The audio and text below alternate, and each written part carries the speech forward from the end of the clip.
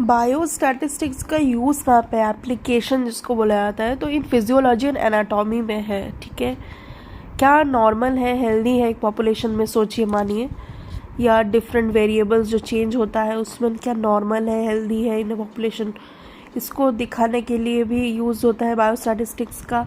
और फिर to find the difference between the means and proportions of normal at two places in different periods. ठीक है, and दोनों variable x and Y, सोचिए मानिए height है एक पॉपुलेशन का, वाई वेट है, तो दोनों में जो क्या कोरिलेशन बैठता है उसको फाइंड आउट करने में भी यूज़ होता है बायोस्टैटिस्टिक्स का।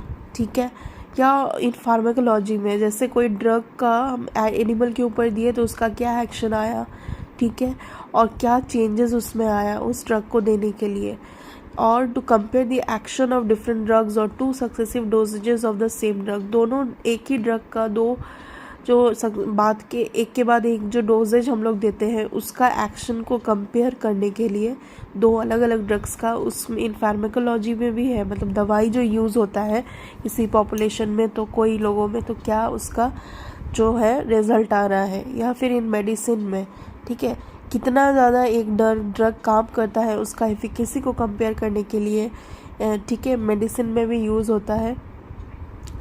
और इन community medicine and public health जो आता है, ठीक है, कितना जो एक वैक्सीन यूज़फुल है, ठीक है, एक चीज़ को प्रिवेंट करने के लिए, तो उसमें भी इसका यूज़ है जिसको बोलते हैं इन community medicine and public health.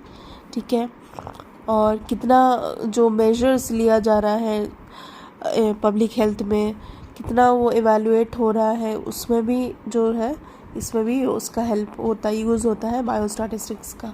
ठीक है, तो ये सारा जो है एप्लीकेशन है बायोस्टैटिस्टिक्स का, जो कि मतलब बहुत ज़्यादा क्या बोले नीडेड है। अगर नहीं रहेगा तो फिर बहुत प्रॉब्लम हो जाएगा। बेसिकली रिसर्च के एरिया में ही इसका यूज़ है बायोस्टैटिस्टिक्स का।